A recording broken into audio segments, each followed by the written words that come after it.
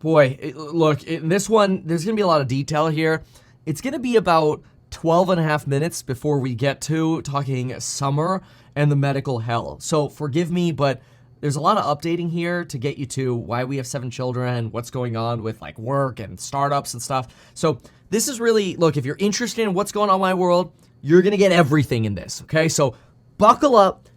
Here we go. Hey everyone, Meet Kevin here. In this video, you're going to get a full update on Meet Kevin. We're going to talk medical hell of that we've gone through and what's going on, what's still to come. We're going to answer the question of, do I really have 7 children? And how did that happen? If so, we're going to talk status of health, who's in the hospital, who's left in the hospital, why, what's going on. We're going to get into some of the details of that, so buckle up for that. We'll talk a little update on work. I'll probably start with that so I can get that out of the way, mostly because that's going to be the quicker update. This really, if you're curious on what it's like to be in this sort of world, here's a little bit of insight for you. If not, hey, we'll be back with economic and sort of political news or whatever, probably tomorrow. But let's get into it. So first, yes, I have been posting way less. 2 years ago, I was posting about 5 times a day. Now I'm lucky if I'm posting 5 times a week. Now, I have a strategy to ramp that up while still being able to handle everything else that's going on. It's really just going to come down to waking up earlier in the morning. I've done that in the past. We're going to get back into that groove now, so that way we can really produce when children are quiet, people are quiet, employees aren't working, they're not at work, agents aren't calling, everything's peaceful. So that's probably what I'll do. At the same time, we've got an event that we're planning. If you haven't heard, on June 21st to June 23rd, I'll link it down below. We're basically trying to put on what we hope and expect will be the biggest finance event of the year. We've got a lot of interest in this. We've been doing a lot of interviews with folks and inviting people, so stay tuned. We think we're going to have a lot of really exciting announcements coming. As we announce new speakers, we're going to raise the price for the event. So you can check that out at meetkevin.com, June 21st to 23rd, in person, 3-day finance event of the year in Vegas. So again, as more details come out, we'll kind of raise the price on that. Speaking of work, yes, people have been wondering, are there 2 startups? The answer is yes, there are 2 startups. One takes up the vast majority of my time. The other is kind of like this little candle that's lit. It involved me getting all of the 6 different licenses I got at the end of the year. It has to do with a broker-dealer. That's really kind of a slow burn project that'll take quite a while, and it doesn't take a lot of time right now because we're mostly waiting on outside forces. But what's really neat is that'll end up benefiting HouseHack, I expect. So it's really exciting. HouseHack, you already know about this, my real estate startup. That takes up a lot of time. I'll give you a really, really kind of quick example. I've got some blurry pictures here as well that I think are kind of funny. This was sort of me running around on Friday. What was funny about it mostly was I don't know why I got these blurry photos of it, but I have these blurry photos of me outside this building. This right here was just an example of one of the appointments meeting a city for an affordable housing project that we're working on. This is for the benefit of HouseHack investors. And what's remarkable is, that day, I left here at like 6:55. This is after doing the market open live stream. We're still doing in the morning. I've got a 7:15 flight to go meet this city. Before meeting the city, I had an 8:30 appointment to walk a building with contractors, walk another building at 8:55. So yeah, they're like 2 minutes apart, so it was okay. Almost walk between the two. 9:15 conference call negotiating an $18 million deal. Then I got to get to Texas to meet the CEO of a robotics startup, which was pretty cool. Then we had negotiations later in the day with some other individuals catching up. Really, really exciting stuff going on. But then I got to be back on the West Coast to tour more projects and single families and multifamilies in multiple different states. And then, of course, I got to get back for date night because I have to be able to spend time with Lauren. And so we were able to get back in time all within this sort of crazy 36-hour span. Here's Lauren. She's actually holding up with the children we're about to talk about. So point is, there is a lot that goes on, and I don't really film much of it, mostly because some of the things I can't film because when we're in negotiations on it, maybe we can film them and post them in the future, but we also don't really want to blow our negotiations while we're in the middle of negotiations. So kind of a weird balance. But that's just an example. That was just like a 36-hour example. And then you got to be able to have one-on-one time with the kids as well. So let's now talk children. Are there really 7 children? Yes, there are 7 children. Lauren gave natural birth to both Jack and Max. Both Jack and Max are healthy. They're kicking butt. They're great. They're strong little boys. Jack's 8. This is him skiing with me. This was pretty cool. And I try to take Jack and Max skiing, try to make sure I could still spend one-on-one time with them. That's really important because as they grow up, I don't want them to feel like they're shafted because there are more children. Here's Max with one of the twins that was born in October. So let's talk twins for a moment. Lauren had fertility issues for Jack and Max. She had to take this drug called Clomid to even get pregnant, and there were shots involved in this. It's crazy. But after Jack and Max, she actually stopped responding to any kind of fertility treatment. So it's like, okay, you might end up being blessed with 2 children, and that might be it. We've always wanted to have more children. We've always sort of felt like only children. I've had 2 half-sisters, for example, but they're like 11 years in both directions. So I always kind of felt like I grew up as an only child. And through sort of other fertility measures, we're blessed with these twins. These twins are amazing. This is Claire right here, healthy. They both spent about 5 days in the NICU. They were born at about 36 weeks on October 26th. And they're absolutely adorable little girls. We see them both getting their own little personalities here. You could see right here, for example, if I mess with Ella, look at her face over here. Look at Claire's. It's like, this is too suspicious, sir. It's really cute. It's really fun. It's amazing. We're so blessed to have these two. And they're a super amazing part of life. Like, having children is so amazing. I feel like I have my work babies with amazing employees, a great team. Really shout out to the whole team. Doing everything that's going on would not be possible without the people helping both me and Lauren. Lauren's got her own team, obviously. She needs it. Because, yes, it is true, we did not only have twins on October 26th, but then also we had triplets on 2/2/24. Kind of a cool date. But we had triplets not on purpose within 3 months and a week of having twins. Let's just say we were getting really unlucky with timing with fertility and how contracts were working out and babies not sticking and things were just not working. And then all of a sudden, everything started working and the way contracts were set up, we're not anticipating that. And it was either go through or kind of lose all the money and progress you've already made in fertility. So we're like, oh, wow, okay, so we might have 2 pregnancies going at the same time. And then all of a sudden we get egg split situations. We're like, wait a minute, what? Long and short of it, yes, we have 7 children. So you met Jack, he's 8. You met Max, he's 6. You met the twins, Ella and Claire. There are strong, chunky girls. We love them. They're so adorable. It's so cute when babies fatten up because when they're born, they kind of look a whole lot more meager and not that strong. Now you've got them learning how to roll over. And look at them. It's adorable. But that's just the part of the story that doesn't involve the intensity.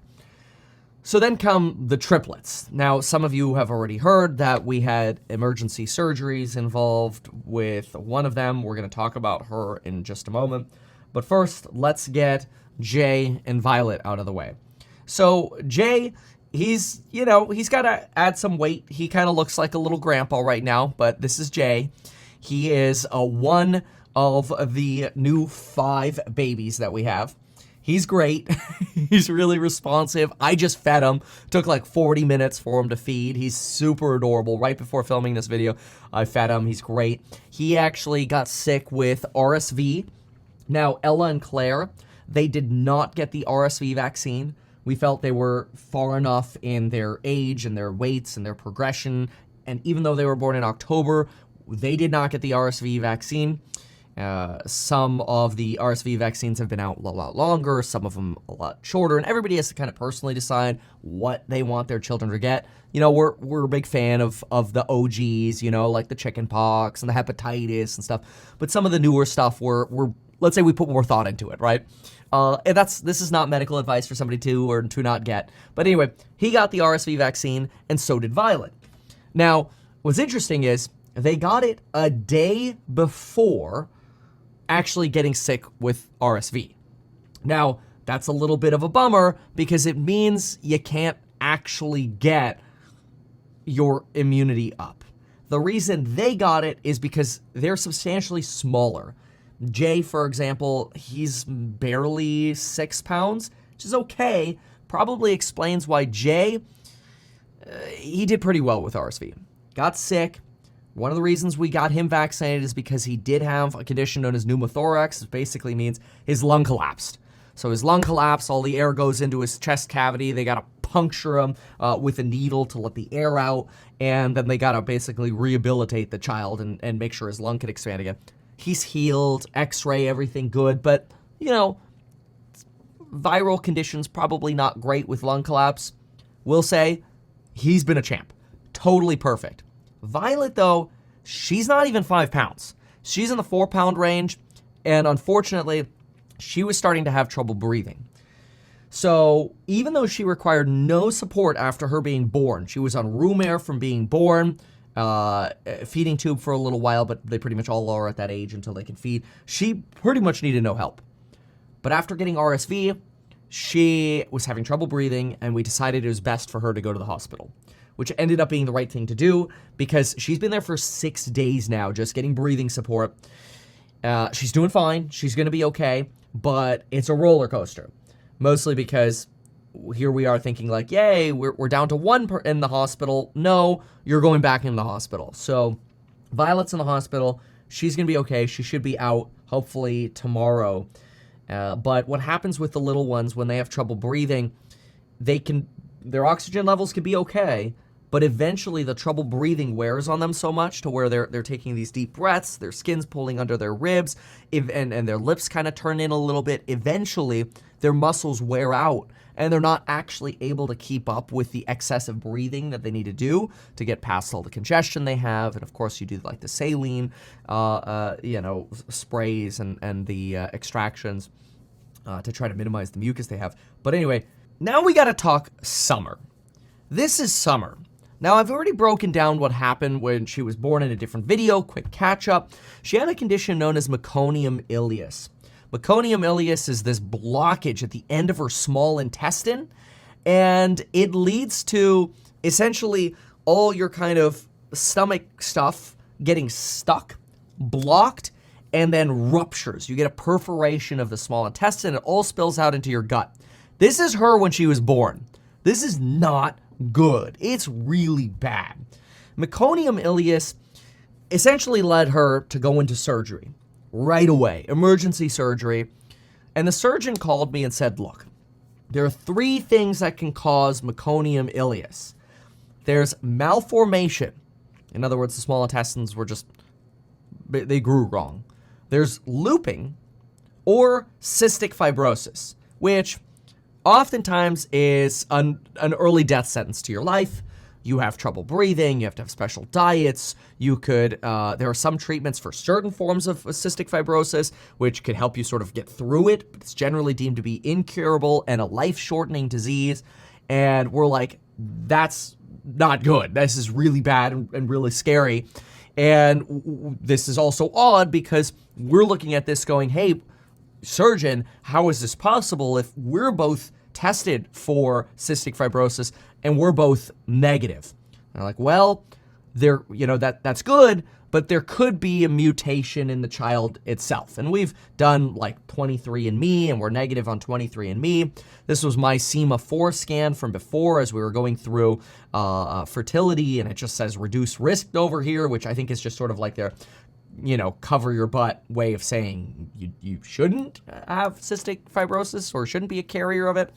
Anyway, I'm on the phone with the surgeon. I'm like, well, what about, is there no 4th potential option here. You're saying it's not malformation. You're saying it's not looping. So you're trying to point to CF. And I'm like, what about stenosis, which would be like a narrowing of the intestine, which could be caused by external stresses, which could be caused by a lack of blood flow to the area, something known as like an ischemic condition. It's just a fancy word for that. And we're like, this sucks. Like, how are we going to know? I'm like, well, you're going to have to wait 9 days for the newborn screen to come back. And we're like, so for 9 days, we're just in like hell and agony over like, what are we going to do? Because it's not just if she has it, she's got this life altering condition we have to deal with, but she's a freaking identical twin with Violet. So that means the other one has it. And we're like, oh my gosh, this sucks. I'm like, why are you saying Meconium? So we're like, researching Meconium ileus, freaking out for 9 days straight.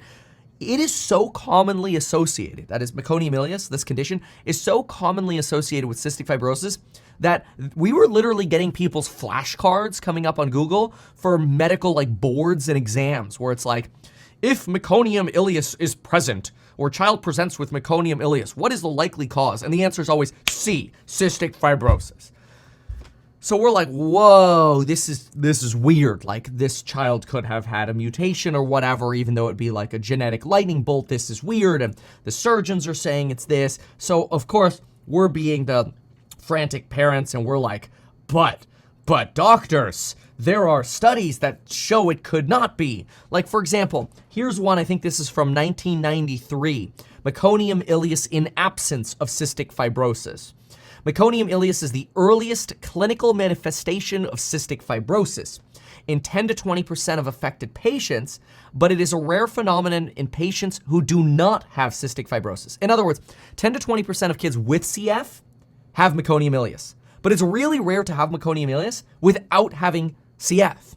So they did a study, and they found in their study that 21.6% of newborns with Meconium ileus did not have cystic fibrosis. And we're like, okay, that means there's a 79% chance the kid has cystic fibrosis. That's like if you're flipping a coin, you're 8 out of 10 times it's cystic fibrosis. We're like, wow, that's not great.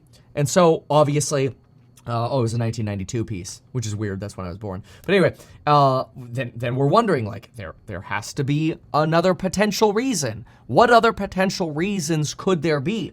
And so I'm debating with doctors in rounds. I'm like, well, can't it be stenosis or some form of lack of blood flow or this? And they're like, well, we'll do more tests. We'll wait for the newborn screen. Meanwhile, I'm hunting for more potential reasons. I find more studies. Here's another example of one where you get Meconium ileus in absence of cystic fibrosis. All the doctors, meanwhile, they're like, whatever, man, you could do all your research. We think it's CF, so we're just going to keep waiting for the results to come back. So Lauren and I, we're mega stressed. We're like, what are we going to do? All I can try to do is just do more research. And I found one thing here that I thought was really interesting. First of all, this piece here indicated that out of 55 newborns admitted, there were actually 16, so about 29% without cystic fibrosis who presented with Meconium ileus. Well, something I saw in this that was really interesting as well is they suggested associated risk factors for Meconium ileus were potentially maternal diabetes. We'll come to find out that the surrogate who was carrying these triplets had maternal diabetes. Like, this is very interesting. So, what happens? 9 days go by, child's recovering from the 2 surgeries she's been through. She has an ostomy bag, which basically means she has her small intestine hooked up to a little bag. So her small intestine comes through her tummy wall, and there's a little bag, and this was the little presentation I got from her. She's not very happy, I think, in this situation. I don't blame her at all. We love her. She's so strong. She's getting through this, and it's been wild. Fortunately, she's been off CPAP now for a few days. This is her. She started actually bottle feeding a day ago, but done yet. That doesn't mean she doesn't have CF because she's bottle feeding. It doesn't mean she doesn't still have another surgery. She does, so she's still in the NICU. So, we pray for Summer, like, please, like, stay strong, get through this. Just visited her and held her yesterday. She's adorable. She actually still got a PICC line in her as well. If you, by the way, have not seen what that is yet, it's pretty wild. I'll explain that really quickly, and then I want to tell you the results of the test that came up. But I just want to say, mad respect to every person who has to deal with either the medical community or is working in the medical community or has relatives dealing with this sort of stuff. We just had an uncle in Canada, 3 aortic aneurysms, goes in for surgery. Surgery goes well on that, and then dies for breathing complications. And we're just like, this is all happening at the same time. It's kind of one of those things where it's like, when it rains, it pours. And it's terrible because, shout out to Brian. We love Brian. Brian is a great human. It's so terrible. At the same time, my dad goes in for hip surgery, and it's like, can't walk anymore because there's so much arthritis. And then he goes in for hip surgery, and what happens in the hip surgery? They're like, good news, the hip surgery's good. Bad news, his bladder doesn't work anymore. So now he's on a catheter and walks around with a bag, and it's like, you got to go visit a urologist and try to get through this. And it's like, bro, too much of this. So anyway, I'm pulling up right now an X-ray image of, this is actually probably the latest, I'm going to use this one right here. So we've got an X-ray image here, and what's pretty crazy about these X-ray images is you can actually see what a PICC line is, in case you've never heard of it before. It's basically a central catheter, and it provides nutrition to a child directly to their heart. This is crazy to me, but I'm going to show you this by zooming in as far as I can. Look at this. This right here in her arm is the PICC line. It follows, sorry, like, not meant to be gruesome here, but this follows her veins going to her heart. So I know it kind of looks funky. That's because it's sort of like the vein doesn't necessarily follow a bone path. But anyway, this gets fished through her veins. This line, keep following this, goes all the way up right here. And look where it stops. Boop, right there. You see that? This is her heart. This is Summer's heart. And there's literally a line that could give her nutrition directly to her heart. She's actually still has that PICC line in place. She is off getting that TPN. It's like some form of nutrition that they get. I forget what it stands for. TPM, total perinatal nutrition or something like that. I've had way too much exposure to medical terms, and I don't want it anymore. Anyway, so then we get the newborn screen results. And everybody at the hospital is like, Kevin and Lauren are freaking out. They're having a miserable time trying to figure out what's going on with their child, and they just want to know. Like, we just want to know. Just give us the answer because the wait is killing us. And so this is Summer again. So we get the newborn screen, and they're like, good news. Newborn screen negative for CF. And we're like, oh my gosh, thank God. This is so good. And we're like ready to celebrate. Let's go have drinks, whatever. But wait, we want to do more genetic testing. We're like, no. We're done. We're done. And they're like, come into the hospital and we can explain. I'm like, okay, how are we supposed to be excited when now you're saying come into the hospital so you can explain? So I go into the hospital. Meanwhile, keep in mind, she's a 6.5 hour drive away from me. Go to the hospital. I'm in the rounds with the doctors. I'm like, look, Meconium ileus, in absence of CF. This study, 21%. This one, 29%. Parents negative for CF. Newborn screen negative for CF. What is your freaking problem? Why are you so convinced it's still CF? You're like, well, Kevin, here's the newborn screen. It shows she had elevated IRT levels. You're supposed to get a score of under 70 on this. Anything over 70, is an elevated level. And there's a little note on the newborn screen that says negative for CF. However, with the elevated IRT levels, consider additional testing if parent presents with CF conditions, family member has CF, or child has clinical condition of CF. And I'm like, okay, we don't have family history. We don't have siblings. They're like, Kevin, Meconium ileus, clinical condition. I'm like, no, not again. Like, what are you going to do? Well, we're going to do a custom genetic panel through Invitae. Hey, who remembers that company? Through Invitae to screen for CF. I'm like, this is like a lightning bolt of lightning bolt of lightning bolt for all of this to occur and for her to have CF. They're like, well, that's just what we think. And I'm like, they're so freaking by the book that they are more focused on this like 1 in a billion chance than trying to provide some like relaxation to parents who are freaking out. It's exhausting. So anyway, I suppose there's this rare chance that the child can have CF despite all of these conditions, suggesting that no. And really, their argument is high IRT levels. So I snap back. I'm getting a little frustrated. I feel bad, but it's just like, it's so stressful as a parent. And again, this is where I've learned how to just be like so much more chill with people and like love and you know, don't let the small things bother you, because there's so many like really big severe things that can actually be major problems in your life. And it's not necessary to sweat the small stuff when, let's just say, there are a lot bigger issues that can happen in life. And so we're like, all right, what are these IRT levels? I'm snapping back going, look, she could have high IRT levels for a whole lot of reasons. Premature delivery. Check. Premature. She was born in 32 weeks. How about another one? Oh, C-section delivery. She had that as well. Okay, how about another one? How about stress at birth? The child presented with Meconium ileus. And all they hear is, see, that's why we got to check for CF. I'm like, no. Anyway, her IRT score was 86.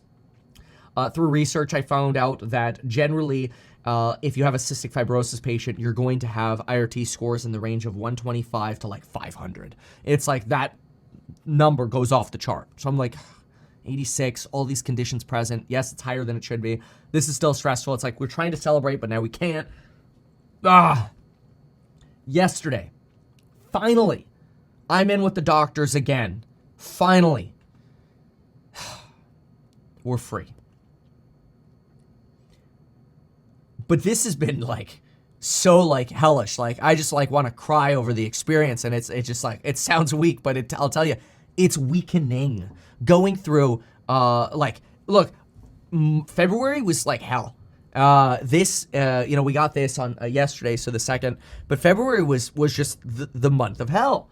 Emergency delivery for children. You've got twins at home. Then there's RSV. One child has to go back to the hospital. You got a family member who dies. You've got dad who's got complications in the hospital. We're just like, please be done. And then obviously the children of work as well. So needless to say, the last 4 weeks here have been absolutely insane. We are so grateful that we can now hopefully be on the mends. We still have one surgery to go for baby Summer. And at the same time as we've got one surgery to go, probably in about 5 weeks for baby Summer, I got a job to do. So you get sellers who are like, oh, just a quick example of the bullshit I have to deal with. Sellers are like, oh yeah, all units are renovated. I go into a unit, I go, bro, one of them's got mold literally growing in the poor tenant's cabinets, and you're not taking care of this tenant? Are you kidding me? Give me money. Credits. We joke in the office. Credits. So, needless to say, HouseHack has its fundraise going. househack.com. That is the top priority, along with family. Second startup's a little candle that's going. And my goal is to try to provide some more value in videos here by having an earlier schedule. But, wow, I just want to say, through this experience, I think I've definitely mellowed out a lot with like, don't sweat the small stuff, because it can get real serious really fast. It's, I feel like, made me love a lot more. 7 children are definitely my purpose in life, but so are my 2 baby startups, because you need a balance. I can't only do children. I need work as well. That's my sanity. And honestly, I just owe all of you a huge thank you. So thank you for being here. I love you all, and we'll see you in the next one.